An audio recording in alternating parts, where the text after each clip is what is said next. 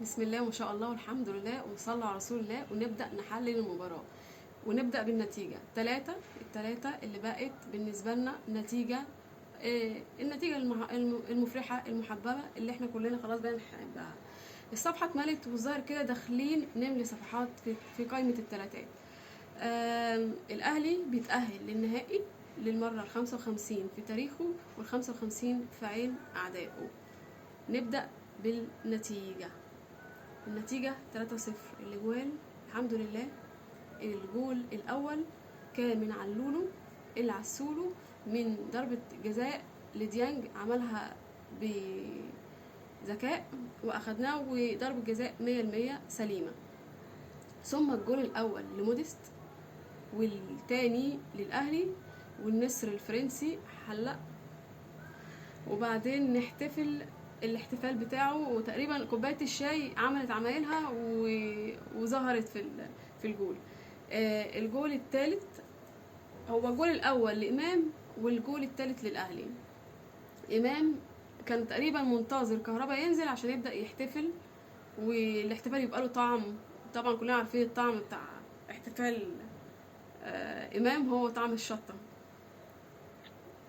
احتفل على طريقه الطياره وتعظيم سلام لكيان الاهلي. وممكن نقدر نقول كمان زود الشطه. عشان ايه؟ عشان الجيران. وبكده يكون امام ساهم 4 مساهمات في 5 مباريات، ومشاركاته ولا اروع ولا اجمل بدايه ممكن تقدر تبداها. 3 اسيستات وجول. عايزين نتكلم شويه بقى عن اللعيبه. هاني، لو خدنا بالنا من هاني بقى شكل تاني مع كولر. يعني احنا مع بداياتنا الموسم ده هناخد بالنا ان اللعيبه بقت بنشوف منها ابداعات تانية، وده كله شغل كولر، شغل مدير فني. عمل فينت حلو قوي، وكان هيتسبب في هجمه منها كنا هنجيب الجول الاولاني في الشوط التاني. بعدها على طول جه جول موديست بمفيش. الشناوي صد كوره كانت ممكن تكون من اجمل من اخطر الكور اللي الشناوي صدها، لانها كانت ممكن تغير نتيجه المباراه لو لا قدر الله كانت دخلت. رجل المباراه ومان اوف ذا ماتش هو بالنسبه لي عبد المنعم. كل كوره بلمسه. الراجل ده اساسا راجل كل لعبه اوروبي، مش معقول يعني. السؤال بس هو احنا في الشوط الاولاني الجمهور كان بيهتف، كان بيعمل هتاف كده. ايه هو الهتاف؟ الشوط الاولاني كان بيقول سلطان سلطان. ايه بقى؟ عايزين نعرف. مالناش دعوه بقيه الهتافات التانية دي خالص. في هتافات تانية يعني احنا عارفينها كانت غير لائقه. انا مش مع الخروج على النص، بس حلو الهتاف الاخراني بتاع الحي حي دور المانجا جاي، ده حلو عجبني. نتكلم بقى على الفرص من بدايه المباراه. الفرصه الاولى بتاعت فرصه العارضه للشحات كانت هتبقى هدف عالمي للشحات. بعدها على طول رأسية موديست كانت برضو هتبقى هدف اول.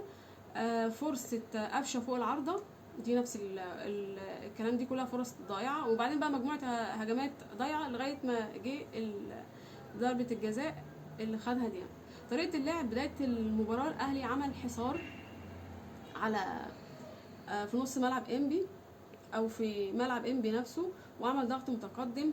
اللعب متمركز في نص الملعب، وانبي طريقه لعب انبي نفسها على الورق 4-3-3، لكن على الملعب هي 1-10. هما كلهم بيلعبوا بالدفاع وتحت الكوره. التغطيه الدفاعيه بتاعت عبد المنعم والمركزيه بتاعته عاليه جدا. الكوره ولمسته حاجه جميله جدا. حتى ياسر عمل ماتش حلو وكان بيكمل برضو حلو، وده بان في الشوط الثاني. التغطيه الدفاعيه بتاعت علي معلول عجبتني، يعني عمل كذا برضو، كان بيقدم خدمات دفاعيه حلوه. اللعيبه لعبت الشوط الاول بمهارات، عملوا مثلثات وعملوا 1-2، كانوا بيسلموا ويستلموا، والاستحواذ كان كله فوق ال70. ولعبنا في وسط الملعب حلو قوي، وكنا بنسلم لبعض حلو جدا، وعملنا هجمات كتيره، وفردنا الملعب من اوله لاخره، وكنا بندي ونستلم ونسلم. التحكيم لازم يكون فيه اخطاء، ضربه حره على الاهلي في الشوط الاولاني في مكان كان خطر، واللعب اصلا اللاعب نفسه محدش لمسه اصلا، لكن صلحها بعدها على طول واحتسب ضربه الجزاء، وكانت طبعا سليمه 100%، لكن رجع وبوظها واحتسب كارت على الشحات بسبب المشاده اللي حصلت. المضحك بقى ان عبد المنعم بيهديه، وهو اصلا قبلها في اللي هو الفاول اللي اتحسب علينا اللي ما كانش ليه داعي ده، كان ياسر هو اللي بيهدي عبد المنعم، وكان هو اللي متعصب.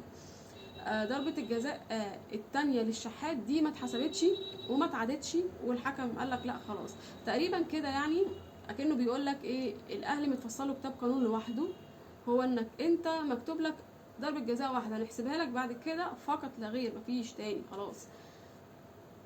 التعليق بيقول لك منعم كل لمسه ليه في الكوره يقول لك لا ده لازم يتكشف نفسه، هو اللي يقول لك لا لا لا لا ده بصراحه ده لاعب مش معقول وقاعد يتغزل فيه وعكسه. هو بصراحه عنده حق، يعني اللاعب رائع ما شاء الله عليه.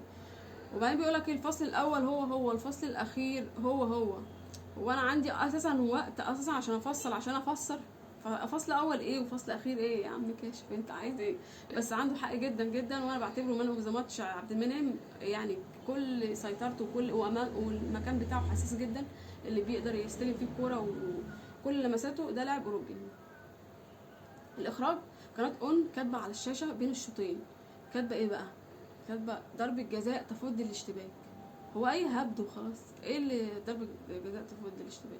بس كان اصلا الانبي اصلا ما لعبتش اساسا وما كانتش ظاهره، وانا اكتر من 70% مسيطر، يعني اشتباك اللي هتفضه؟ الاشتباك ده يكون بين كوره وكوره، كوره هنا وكوره هنا، ف فيعني انت بتهزر يعني.